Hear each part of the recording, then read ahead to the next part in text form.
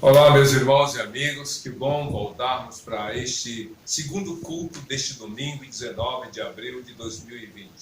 Tenho certeza que esses últimos dias que temos vivido têm sido dias marcantes por várias experiências.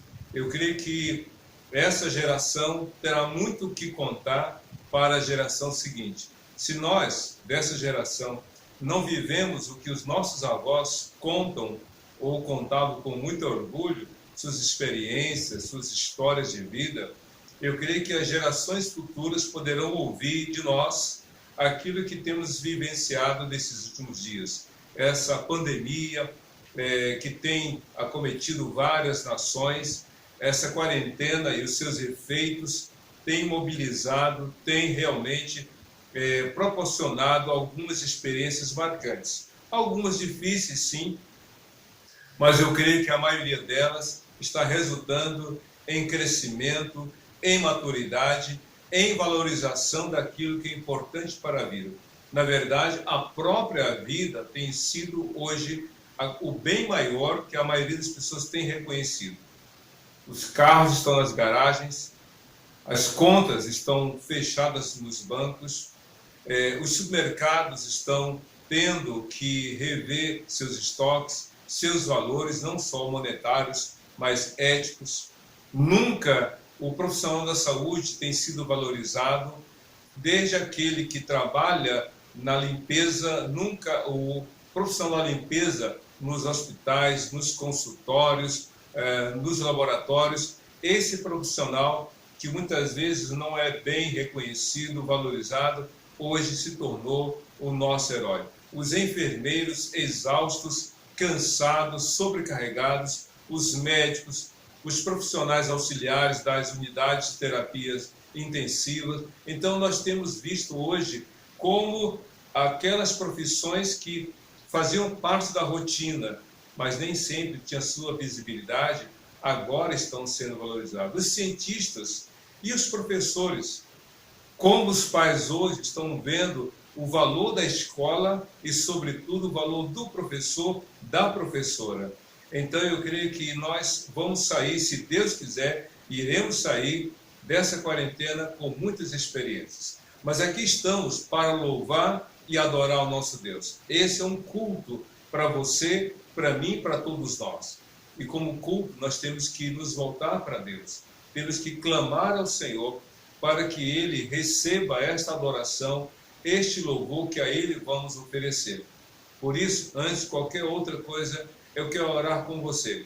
Orar para que Deus esteja abençoando a sua vida, abençoando os seus familiares. Eu creio que o isolamento tem provocado um distanciamento involuntário.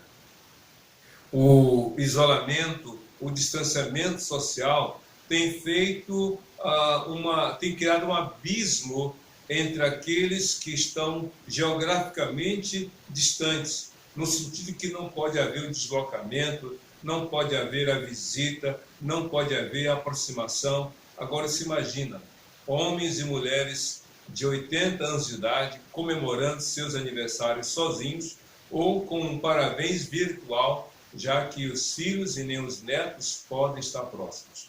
Eu creio que nós precisamos orar e pedir as bênçãos de Deus para todos nós. Então eu quero convidá-lo, aonde você está, a baixar sua cabeça, fechar os seus olhos por alguns segundos e vamos orar, entregando ao Senhor este culto dessa noite. Este culto que não é para mim, não é para você, mas é de você e de mim para o nosso grande Deus. É a Ele que devemos adorar, é a Ele que devemos glorificar. E como eu gosto muito de citar, Hebreus capítulo 3, versículo 15, que diz assim: portanto, por meio dele, ofereçamos a Deus sacrifícios de louvor, isto é, o fruto dos lábios que confessam o seu nome. Então, a adoração a Deus, a exaltação ao Senhor, parte de um coração que reconhece Jesus como Salvador. Vamos orar? Por alguns segundos, se desconecte de qualquer outra coisa e vamos orar. Nós fechamos os olhos enquanto oramos, não para ver outra coisa, ver alguma coisa, não.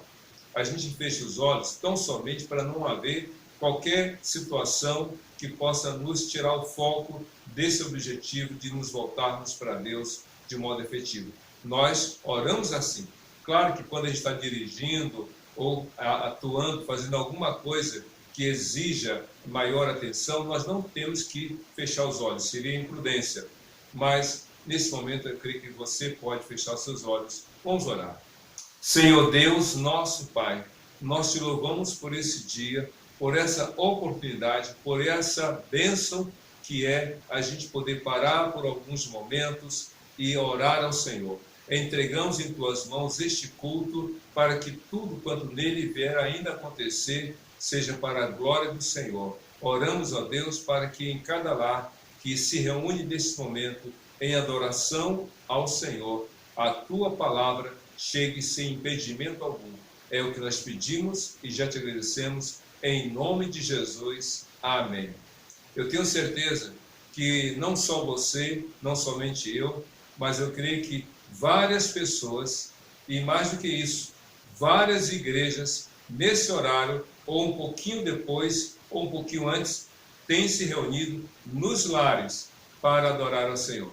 Isso me faz lembrar aquele texto de Atos, capítulo 2, a partir do verso 37, após a pregação de Pedro, o primeiro sermão, depois da descida do Espírito Santo, os cristãos passaram a se reunir, não só no templo, mas de casa em casa. Eles tinham duas opções: irem para o templo para adorar a Deus, mas também para, em cada casa, adorar o Senhor. Hoje, a reunião nos templos, as grandes concentrações estão proibidas, mas nos lares a gente pode louvar e adorar ao Senhor. E antes da nossa reflexão, eu quero aqui convidar você à intercessão. Eu creio, meus irmãos e amigos, que há 4 tipos básicos de oração.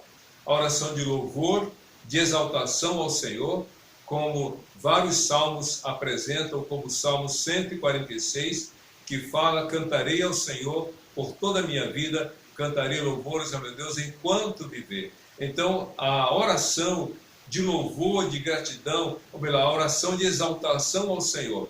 Mas também, como já falei agora, a oração de gratidão. É aquela oração onde você expressa a gratidão ao Senhor pelas bênçãos recebidas. Foi isso que Davi fez em 1 Crônicas, capítulo 29, quando, ao final do seu reinado, depois que ele teve a coleta dos donativos para construir o templo, ele faz uma oração de gratidão por aquilo que ele havia conquistado, por aquilo que Deus havia feito na vida dele e do seu reinado.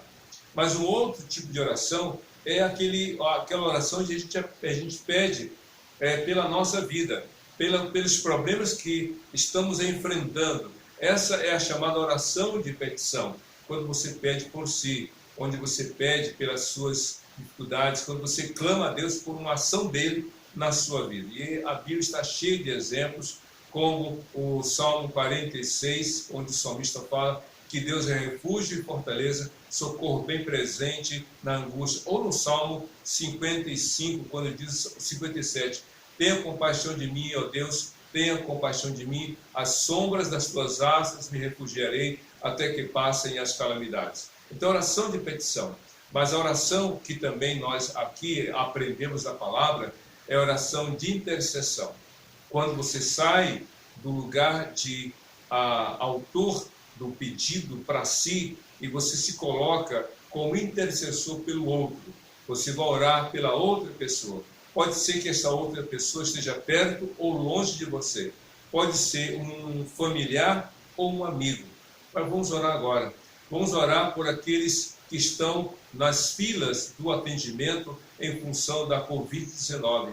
Vamos orar por aqueles que estão no respirador artificial. Vamos orar por aqueles que estão com a sua vida por um fio, como alguns costumam dizer. Vamos orar para que Deus dê a essas pessoas realmente a oportunidade da cura da Covid. Mas olha só, embora tanto se fale da Covid, há outras pessoas enfermas, por outros motivos, por outras razões. E essas pessoas também devem ser alvos das nossas orações. E não só os enfermos, mas aqueles que deles cuidam. E não somente os que deles cuidam, mas dos parentes desses enfermos. Vamos orar agora? curva a sua cabeça, feche seus olhos. Eu gosto muito daquele salmo, o Salmo 30, versículo 5, que diz assim: o choro pode durar a noite inteira, mas a alegria vem pela manhã. Eu creio que há muitas pessoas, não só nos hospitais, mas também em outros lugares, sofrendo, e que para essas pessoas, essa noite tem durado mais de uma noite. Essa noite de choro tem durado dias, semanas, meses, e alguns casos mais graves já são anos sofrendo. Mas vamos orar para que a luz da manhã, a esperança em Cristo, se torne uma realidade em sua vida. Nesse momento em que você está aí, você pode baixar sua cabeça, fechar os seus olhos e lembrar de alguém. Enquanto aqui eu estou falando, você já pode começar a orar. Interceda por aquele parente que está longe, que gostaria de estar perto. Ore por aqueles que estão nos hospitais, que estão sendo tratados, medicados. Ore pelos enfermeiros, pelos técnicos, pelos que são os médicos, pelos seus auxiliares na UTI, no CTI. Ore por essas pessoas. Só Deus pode intervir, só Deus pode agir. Mas eu quero também que você ore por aqueles que não estão nos hospitais, mas estão enfermos da alma. Estão assustados, estão com medo, estão sofrendo de depressão, estão sofrendo de angústia. Pessoas que estão com a sua alma, a sua parte emocional, com as suas emoções abaladas. Ore por essas pessoas também. A oração do justo, diz lá Tiago 5,16, é poderosa em seus efeitos. Não porque ele ora, mas porque a quem ele ora. E para Deus tudo é possível. Vamos orar agora nesse momento? Ó Deus de amor, nesse momento queremos orar pelos enfermos. Aqueles que estão nos ambulatórios, que estão nos consultórios, aqueles que estão nas unidades hospitalares pequenas ou grandes, de alta ou baixa complexidade. Ó Deus, oramos para que o Senhor tenha compaixão dessas vidas. Oramos pelos médicos, pelos enfermeiros, pelos auxiliares técnicos. Oramos, ó Deus, pela equipe de limpeza, pela parte da manutenção. Oramos, ó Deus, por aqueles que estão na linha de frente, estão não na trincheira, mas no fronte, enfrentando incansavelmente todas as complexidades da Covid-19. Mas oramos não só pelos enfermos que estão sendo, ó Deus, vítimas da Covid, porque há outros que estão com hipertensão, que estão com câncer, que estão com outras enfermidades, que estão nas emergências. Ó Deus, oramos também pelos familiares. Ó Deus, tenha misericórdia dessas vidas, tenha compaixão, Senhor, e que Tu nos tornes testemunhas das Tuas obras. Outra vez te suplicamos que os Teus milagres aconteçam nesses que estão sendo alvos das nossas orações. Glorifica o Teu nome, ó Deus, nessas vidas. Glorifica o Teu nome em cada coração. Outra vez oramos pela nossa cidade, a cidade de Duque de Caxias. Oramos por outras cidades do estado do Rio de Janeiro. Oramos pelos outros estados do Brasil. Oramos pela nação brasileira. Ó Deus, mais de 200 milhões de pessoas que estão de alguma forma, direta ou indiretamente, sofrendo os efeitos dessa enfermidade que tem atingido não só o Brasil, mas o mundo inteiro. Ó Deus, que haja quebrantamento, que haja humilhação, que haja rendição de cada um ao Senhor Jesus, porque só o Senhor, para Ele, tudo é possível. É o que nós pedimos, ó Deus, no precioso nome de Jesus. Amém e amém. Certamente, Deus ouviu a sua oração. Não por você e nem por mim, mas no nome de Jesus. Em João 16, Cristo falou que tudo que nós pedimos ao Pai no nome dele, ele nos atenderia. São palavras e promessas do Senhor. Mas para a nossa reflexão hoje, você já está vendo aqui o tema da nossa reflexão, da nossa breve mensagem. Você está vendo aqui o texto indicado. Eu quero convidá-lo a abrir sua Bíblia em João capítulo 6, versos 66 a 69, e vamos então meditar nessa mensagem, a única esperança para a sua vida. Isso mesmo, você pode até imaginar uma linha nessa palavra, ou nessas duas palavras, ou três palavras: única, esperança e vida. Se você pudesse destacar, se aqui pudesse receber um lápis, ou uma caneta, marcador de texto, eu iria colocar aqui em destaque a palavra única, a palavra esperança e a palavra vida. Quero então ler, para nós meditarmos, esses versículos. São apenas 4 versículos. Diz aqui, João 6, versos 66 a 69. Daquela hora em diante, muitos dos seus discípulos voltaram atrás e deixaram de segui-lo.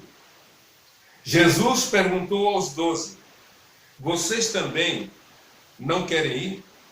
Simão Pedro lhe respondeu: Senhor, para quem iremos nós? Tu tens as palavras da vida eterna. Nós cremos e sabemos que és o Santo de Deus. Você pode dizer amém aí? Porque eu já disse amém com essa palavra. Esse amém aqui não tem o sentido daquilo que realmente significa a palavra amém. Amém significa assim seja. E diversas vezes você encontra no Velho e Novo Testamentos essa palavra, amém. Assim seja. Mas Jesus, na maioria das vezes em que ele pregou e falou amém, amém, tinha outro significado. Porque amém, amém significa em verdade vos digo. Só que no meu caso, quando eu digo amém, não é assim seja. É mais ou menos assim. Glória a Deus. Glória a Deus. É glorificando o Senhor pela palavra dele. A palavra dele é a verdade. Creia ou não. A palavra dele é verdadeira. Acredite ou não. Porque a opinião que as pessoas têm sobre a palavra não alteram a palavra. Você pode ver um carro vermelho e dizer é azul. E não é dizendo azul que o carro vermelho tornasse azul. A sua opinião não muda os fatos. A sua opinião sobre a palavra não muda a palavra. O que vai acontecer é, se você concordar com a palavra, é a sua vida que vai mudar. E eu espero que você concorde com a palavra, crendo nela. Pois bem, o texto, ou melhor, o contexto desse texto que lemos é o seguinte: Cristo já havia multiplicado os pães, ele havia pregado, e as pessoas que o seguiam, já o seguiam por certo tempo, e as pessoas que o seguiam estavam com fome, e Jesus, tendo compaixão desses famintos que o seguiam, ele mandou que todos fossem reunidos em determinado lugar. Jesus chamou os discípulos: olha, deem vocês alimentos para eles. E aí diz a Bíblia que um dos seus discípulos: Senhor, é muita gente, nem 200 dinheiro em pães seria suficiente, não seria o suficiente para comprar pão para tanta gente. Ele dava: deem vocês de comer. E aí diz a Bíblia que um outro discípulo: Senhor, tem um jovem aqui com 5 pães e 2 peixes. Mas o que é isso para tanta gente? Só 5 pães e 2 peixes. E então Jesus disse: coloquem toda essa multidão em grupos de 50 e grupos de 100. Então imaginem 5.000 homens, sem contar mulheres e crianças, divididos em grupos de 100 e de 50, sentados na relva, na grama. Pois bem, Jesus orou, depois que recebeu aqueles pães, multiplicou e deu a todos. E ainda sobraram 12 cestos de pães, incluindo os peixes. Só que depois desse abençoado banquete que aqueles homens e mulheres, incluindo crianças, tiveram pelo milagre de Jesus, a Bíblia diz que Cristo foi à sinagoga, foi pregar.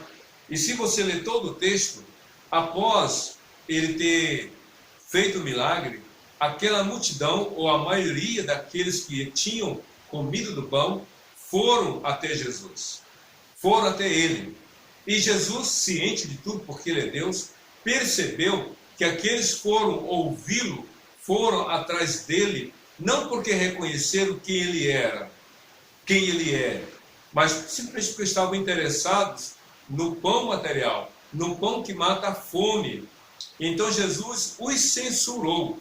E Jesus pregou, talvez, como alguns costumam dizer, um dos mais duros sermões que ele pregou ao longo dos 3 anos do ministério terreno. Ele pregou algo muito forte. E eu convidaria você, com calma, mais tarde, a ler todo o capítulo 6 de João. Pois bem, quando ele pregou esse duro sermão, dizendo: vocês não vieram atrás de mim por reconhecerem que eu sou o pão vivo que desceu do céu. Vocês vieram até mim simplesmente atrás do pão material. Ele disse: eu sou o pão vivo que desceu do céu, enviado por Deus. Aquele que comer deste pão nunca terá fome. E ele disse: você tem que crer em mim, comer do meu corpo e beber do meu sangue, falando de uma renúncia para a vida pessoal e crer inteiramente nele. E então, quando eles ouviram esse sermão, esse longo sermão de Jesus, diz a Bíblia que todos os seus discípulos, aqueles que o seguiam até então, eles disseram: duro é este discurso, quem é capaz de suportá-lo? Ou seja, é muita exigência que o Senhor faz com a gente. Esse sermão exige muito de nós. O Senhor está exigindo muito da gente. Duro esse discurso, quem pode suportá-lo? E então diz a Bíblia que a partir dali, muitos dos seus discípulos o abandonaram. Aqueles que antes o seguiam, o deixaram. É isso que diz a Bíblia no verso 66. Daquela hora em diante, muitos dos seus discípulos voltaram atrás e deixaram de segui-lo. Que coisa! Como é possível? Pessoas que, de alguma forma, contemplaram o milagre de Jesus, não só aquele, outros milagres, suponho. Pessoas que foram abençoadas por Jesus, não só por aquele pão, mas por outras bênçãos. Pessoas que, no momento crítico de fome tremenda, foram alimentadas, mas por causa da mensagem, em função da mensagem de Jesus, diz a Bíblia que eles se recusaram e voltaram atrás, e a partir daquele momento deixaram de seguir o Senhor. Sabe por que a Bíblia narra isso? Para dizer para você, para mim, para todos nós, que seguir a Jesus não é uma imposição, mas uma escolha. Não é algo vertical e impositivo, mas é deliberativo. Você escolhe seguir a Jesus. Você não é obrigado a seguir. É uma liberdade de escolha que Deus dá a você. Quando Deus criou Adão e Eva e por meio deles toda a humanidade, Deus os criou, diz a Bíblia, de acordo com a sua imagem e semelhança. Não no aspecto literal, mas na capacidade de avaliar, na capacidade de analisar, de concluir e decidir, na capacidade de ver as coisas, de pensar. Adão e Eva tiveram escolhas. Ouviram: não comam desse fruto da árvore do conhecimento do bem e do mal, porque no dia em que dele vocês comerem, vocês vão morrer. Eles tiveram escolhas. Deus não tirou deles a autonomia, que é a capacidade de tomar, de se locomover, de ser independente. Deus também, além de ter dado autonomia, deu a eles liberdade de escolha. É o chamado livre-arbítrio, a capacidade de tomar decisões com base em avaliações. Pois bem, Jesus não tirou das pessoas aquilo que Deus havia dado a elas. Sendo Deus, ele veio ao mundo e esteve sujeito às decisões dos outros, no sentido de que só o segue quem deseja segui-lo, só anda com ele quem opta em obedecê-lo. Ele nunca impôs, ele sempre fez um convite. Quero lembrar você 3 exemplos rápidos da liberdade que Jesus deu às pessoas para fazer escolhas quanto a segui-lo ou não. Mateus capítulo 11, 28 a 30, Jesus disse: venham a mim, todos vocês estão cansados e sobrecarregados, e eu os aliviarei. Tomem sobre vocês o meu jugo e aprendei de mim, que sou manso e humilde de coração, e encontrarão descanso para as suas almas, porque meu jugo é suave e meu fardo é leve. Ele disse: venha a mim. Mas quem foi? Alguns, mas outros não. Em Mateus 16, verso 24: se alguém quiser vir após mim, negue-se a si mesmo, tome a sua cruz e siga-me. Pois quem quiser salvar a sua vida, perdê-la. Mas quem perder a sua vida por amor de mim, achará. Pois o que adianta o homem ganhar o mundo inteiro e perder a sua alma? Quem seguiu? Nem todos. Em Mateus capítulo 7, versos 13 e 14, Cristo falou: entre pela porta estreita, porque larga é a porta e espaçoso o caminho que conduz até a destruição, e são muitos os que passam por ela. Porque estreita é a porta e apertado o caminho que conduz à vida, e são poucos os que a encontram. Quem atendeu o convite dele? Pois bem, depois de ter feito tantas coisas por aquela multidão de pessoas, diz a Bíblia, em função da mensagem, realmente a maioria daqueles discípulos, a maioria optou a voltar atrás e deixar de seguir o Senhor. Olha só, diz a Bíblia, há uma multidão de pessoas. Só ficaram os 12 com Jesus. Só 12, de mais de 5.000 pessoas que foram alimentadas por Jesus, após aquele sermão, só 12 ficaram. Sabe o que quer dizer isso? Nem sempre a maioria está certa. Na maioria das vezes, se me permite a redundância, na maioria das vezes, a maioria está errada. Se você ler toda a Bíblia, de Gênesis a Apocalipse, você vai perceber que a maioria das pessoas ouve, ou melhor, todos ouvem, mas a maioria decide, opta, escolhe fazer o oposto da vontade do Senhor. A pergunta é: você está andando com a maioria ou ficando com a minoria que escolhe seguir a Jesus? A Bíblia diz que a maioria deles optou em voltar atrás. Sabe o que é voltar atrás? É deixar um caminho, é retroceder, é fazer o caminho oposto. Quantas pessoas agora, por causa da Covid-19, quantas pessoas por causa da quarentena, por causa das experiências dolorosas que estão passando, estão voltando atrás, estão deixando de orar, estão deixando de ler a Bíblia, estão deixando de cultuar a Deus. Ah, não tem mais igreja? Então não vou mais para a igreja. Já não tem mais culto nos templos? Então não vou mais orar. Simplesmente se aproveitam das circunstâncias para não fazer aquilo que você espera.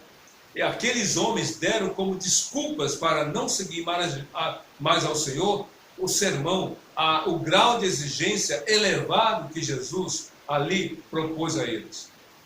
Como é que você está? Você está deixando de orar ou você está permanecendo fiel ao Senhor? Ainda que seja com dificuldades, você continua louvando, adorando a Deus?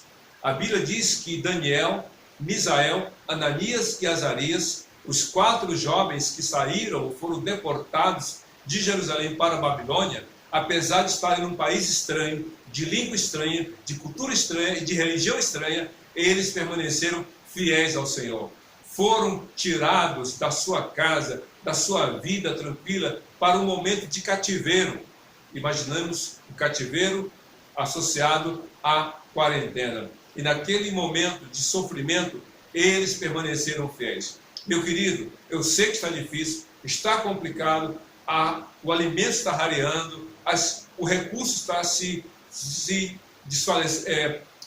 sumindo de sua mão, mas ainda que tudo esteja acontecendo, o Senhor deseja que você permaneça fiel a Ele. A Bíblia diz que aquela multidão se afastou do Senhor. E então, diante daquele momento, daquele êxodo, digamos assim, daquele distanciamento que eles fizeram em relação a Jesus, só ficaram os 12. Então, no verso 67 de João, capítulo 6, a Bíblia diz assim, palavra de Jesus. Ele perguntou aos 12, vocês também não querem ir? Cristo fez uma comparação. A multidão o abandonou. Só ficaram os 12 apóstolos. E então ele olha para os 12 e pergunta, vocês também não querem ir? Vocês têm a escolha. Vocês têm a opção. Vocês têm a liberdade de escolha.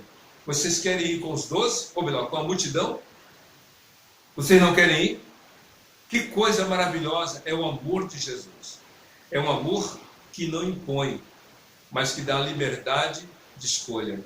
É um amor que não tranca, não prende, não deixa a casa fechada, mas ele acha, olha, você tem a opção de ir embora ou de ficar. Você tem a opção de parar de me adorar ou permanecer me adorando. Você tem a escolha de continuar sendo fiel a mim ou querer desistir de mim. Isso que é maravilhoso. O amor de Jesus, o amor de Deus, não é um amor que aprisiona, mas que liberta, que dá a verdadeira liberdade para quem opta e decide segui-lo. A Bíblia diz, portanto, que Jesus olhou para aqueles 12 e deu a eles essa opção, essa escolha. E eu creio que hoje, de igual forma, nesse dia tão difícil, ou nesses dias tão complicados, o Senhor também olha para você e pergunta, você vai permanecer comigo ou vai segui-los? Você vai estar sendo fiel a mim ou vai se distanciar de mim? Quantas pessoas estão se aproveitando ou usando o distanciamento social, o isolamento, para simplesmente se manter mais longe dos outros? Embora fisicamente estejamos distantes, a gente pode manter contato através das redes sociais. A gente pode continuar ainda em comunhão uns com os outros, mas o mais importante é manter-se em comunhão com o Senhor. Diante da pergunta de Jesus, então, diz a Bíblia, nos versos 68 e 69 de João 6, a resposta de Pedro. Veja só, diz assim a Bíblia. Simão Pedro lhe respondeu, Senhor, para quem iremos nós? Ou para quem nós iremos? Senhor, para quem iremos? Você está observando essa resposta de Pedro? Ele não está perguntando, ou melhor, ele não está perguntando para onde iremos. É para quem iremos. Não é para onde você vai, mas é a quem você vai. Pedro disse, Senhor, não há mais ninguém que nos dê esperança. Não há ninguém que nos dê a resposta. Não há ninguém que dê razão para a nossa existência. Senhor, a quem iremos recorrer? É como se Pedro estivesse dizendo, em outras palavras, não temos opção. Não temos mais ninguém a quem recorrer. Para quem iremos nós? Eu não sei se você já teve a triste experiência, ou se já passou pela triste experiência de ficar perdido. Ficar perdido, meu querido, é a coisa mais pavorosa para uma criança. Eu, na minha infância, já fiquei perdido. E é uma experiência desesperadora. Porque você está num lugar que você não sabe onde está. Você não conhece as pessoas que ali se encontram. Você sabe para onde quer ir, mas não sabe como ir. Então você fica realmente desnorteado. É como se estivesse às escuras tateando, procurando um lugar, procurando uma saída. Pedro disse para Jesus, para onde iremos nós? Ou melhor, para quem iremos nós? Isso quer dizer que ele não estava pensando tanto quanto ao que, mas a quem. Ele respondeu não só pelos outros, mas sobretudo sobre si, a respeito de si mesmo, dizendo, Jesus, tu és a única esperança para a nossa vida. Tu és a única pessoa. E aí ele completa a sua fala o seguinte, tu tens as palavras de vida eterna. Tu tens as palavras de vida eterna. Ou seja, Jesus Cristo era e de fato é e sempre será a única esperança para qualquer pessoa. Jesus sabe que tem hora que nós olhamos para os lados, não vemos para onde ir, não sabemos como ir, não sabemos a quem recorrer. Isso me faz lembrar o que falou o rei no segundo livro de Crônicas, capítulo 20, versículo 12, o rei Josafá. Senhor, a quem iremos nós? Porque nós não temos forças para irmos contra essa grande multidão que vem contra nós e nem sabemos o que fazemos, o que podemos fazer. Vou dizer todo o texto completo. Senhor, não julgarás, pois nós já temos forças para irmos contra essa grande multidão que vem contra nós e nem sabemos o que havemos de fazer, porém nossos olhos estão postos em ti. Ou seja, o rei Josafá e todos aqueles que com ele estavam ali disseram, todos eles juntos, somente o Senhor é a nossa resposta. Nós colocamos a nossa fé em ti, nós nos voltamos para ti. O que Pedro falou, tu tens as palavras de vida eterna. Isso me faz lembrar exatamente João 14, verso 6, quando Cristo falou, eu sou o caminho, a verdade e a vida, ninguém vem ao Pai a não ser por mim. Ou seja, só Cristo tem as palavras de esperança para a sua vida. Só Cristo tem o caminho, ou é o caminho para você. Só Cristo tem realmente a esperança que você precisa. Como um náufrago se agarra numa tábua de salvação no mar revolto, assim você tem que ver Jesus como a resposta de Deus para a sua vida. Tu tens as palavras de vida eterna. O próprio Jesus, em João capítulo 6, disse, as palavras que eu tenho dito a vocês são espírito e vida. Só Cristo traz vida. Vida plena, vida com significado, vida com propósito, vida em abundância. Então, meu querido, você que tem esperança para a sua vida, você pode estar observando que as coisas neste mundo não trazem esperança. As coisas são meios de vida, mas não a razão para a vida. É por isso que algumas pessoas estão se desesperando, porque percebeu ou estão percebendo que naquilo que elas confiavam, em que elas acreditavam, já não existe, já não pode, já não tem acesso, já não tem como utilizar.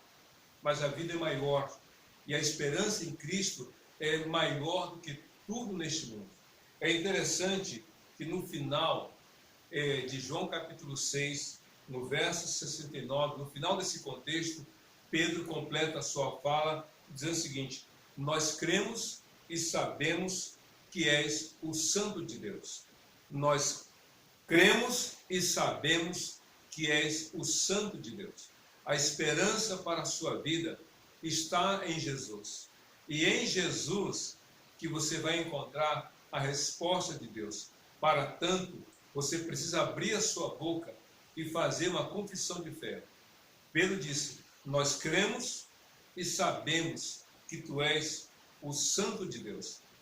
Percebeu as três declarações que Pedro fez a respeito de Jesus? Para quem iremos nós? Veja a primeira coisa, para quem iremos nós? Tu tens as palavras de vida eterna. Foi a primeira declaração. Tu tens as palavras de vida eterna. E a segunda, nós cremos. Nós cremos em ti. Você que tem esperança, então você precisa falar para Jesus. Você precisa crer em Jesus. Você precisa com a sua boca confessar que Cristo é o seu Senhor, o seu Salvador. Creia. E ele completa. Nós cremos e sabemos que tu és o Santo de Deus. Ou seja, Jesus, ali em carne e osso, como hoje, em pleno 19 de abril de 2020, ali estava fisicamente, hoje espiritualmente. Ele está atento, ele está pronto para escutar a declaração de fé de cada um de nós. Nós cremos e sabemos que tu és o Santo de Deus. Não há mais ninguém semelhante a Jesus. Não há ninguém que possa oferecer esperança para você.